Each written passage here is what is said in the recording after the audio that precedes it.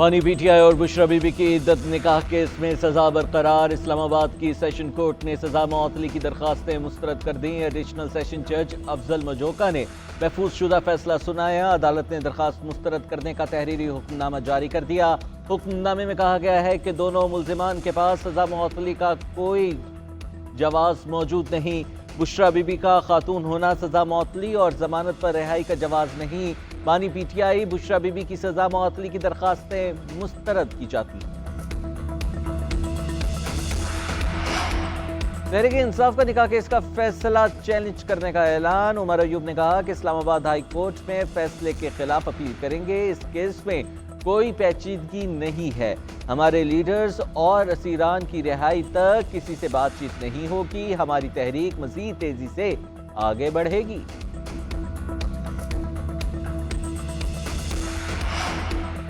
P T I کو intra party انتخابات نہ کرانے کی سزا ملی۔ بلے کا نشان الیکشن کمیشن نے کسی کو بھی الاٹ نہیں کیا۔ چیف جسٹس قاضی فائز عیسیٰ کی سنی اتحاد کونسل کی مخصوص نشستوں کے کیس میں ریمارکس۔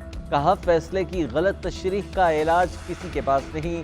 جس امیدوار نے وابستگی برقرار رکھی اسے آزاد کیسے ڈکلیئر کیا؟ پی ٹی آئی کا امیدوار کیوں کوئی اور جماعت کو جوائن کرے؟ وکیل الیکشن کمیشن نے کہا کہ اس بات کا پہلے جواب دے چکا ہوں، مزید معاونت نہیں کروں گا۔ چیف جسٹس نے ریمارکس دیے کہ سیکشن 240 کے مطابق صدر سے رجوع کیا جاتا ہے۔ صدر کی مرضی ہے کب جواب دیں یا نہ دیں۔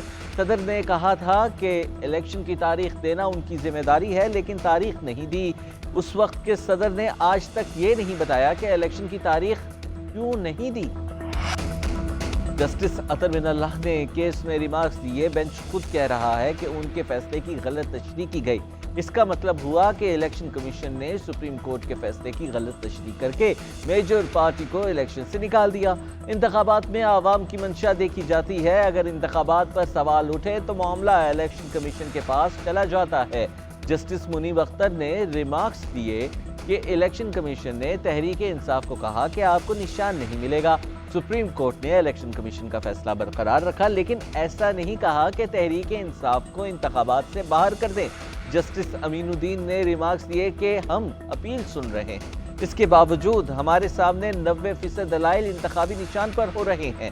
الیکشن کمیشن کے وکیل نے کہا کہ پشاور ہائی کورٹ کے 5 ججز نے ہمارے فیصلے کو برقرار رکھا۔ جسٹس منصور علی شاہ نے ریمارکس دیے ہم پشاور ہائی کورٹ کے 5 ججز کے فیصلے کے پابند نہیں، ہم نے جو اصل مسئلہ ہے اسے دیکھنا ہے۔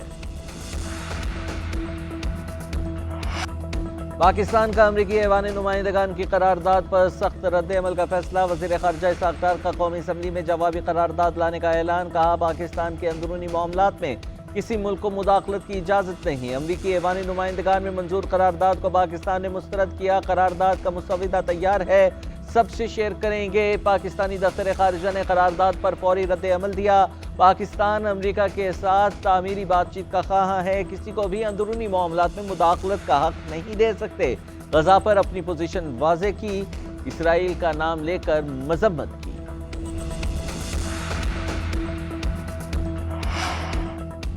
سبسڈی پر بہت شور مچایا گیا۔ گندم کے علاوہ کوئی سبسڈی نہیں تھی۔ اس برس ترقیاتی بجٹ 530 ارب روپے ہے۔ وزیر اعلیٰ مراد علی شاہ کا سندھ اسمبلی میں اظہار خیال۔ بولے نگراں حکومت نے سندھ میں ترقیاتی منصوبوں پر پابندی لگائی۔ پہلی بار سندھ کا ترقیاتی بجٹ 2018 میں آدھا ہو گیا تھا۔ ہمیں چاہیے کہ گزشتہ 3 سال تاریخ سے نکال دیں۔ پنجاب بھی ایسا ہی کرے۔ ہم گزشتہ 10 سالوں کا حساب دینے کو تیار ہیں۔ اس مالی سال میں پنجاب سے زیادہ ترقیاتی کام کر کے دکھائیں گے۔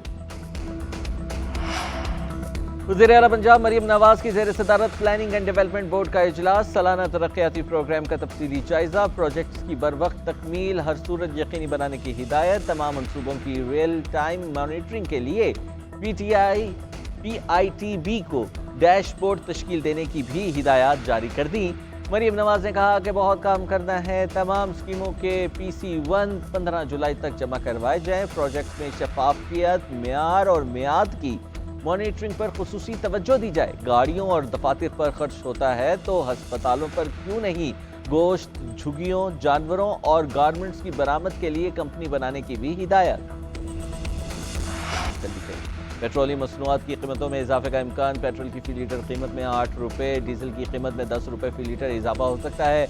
मट्टी का तेल 9 रुपये फी लीटर महंगा होने का इम्कान है। ओगरा पेट्रोलियम मसनूआत पर हतमी वर्किंग 30 जून को भेजेगा। वजीर खजाना वजीर आजम शहबाज शरीफ की मुशावरत से नई कीमतों का ऐलान करेंगे। हुकूमत ने बजट में पेट्रोलियम मसनूआत पर लेवी की शरह 60 से बढ़ाकर 80 रुपये की है। पेट्रोलियम मसनूआत पर लेवी की शरह बढ़ाने से कीमतें बढ़ेंगी।